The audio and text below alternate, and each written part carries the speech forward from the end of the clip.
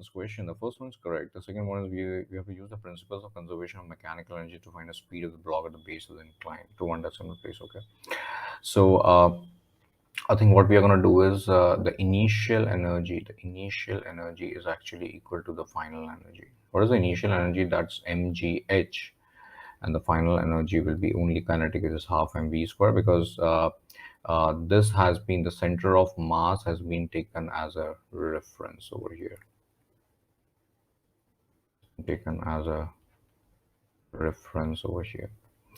So these m and m is cancelled. So what I will left with over here is 2gh by multiplying 2 both sides is v square. So the value of v is root of 2gh. So this is coming as root of 2 times g is 9.8 times height, which is coming as 60 over here.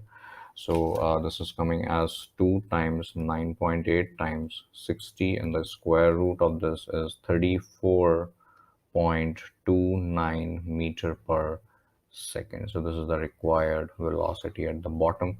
We have to round to, I think, one decimal place. So let me just round that as 34.3 meter per second. Thank you.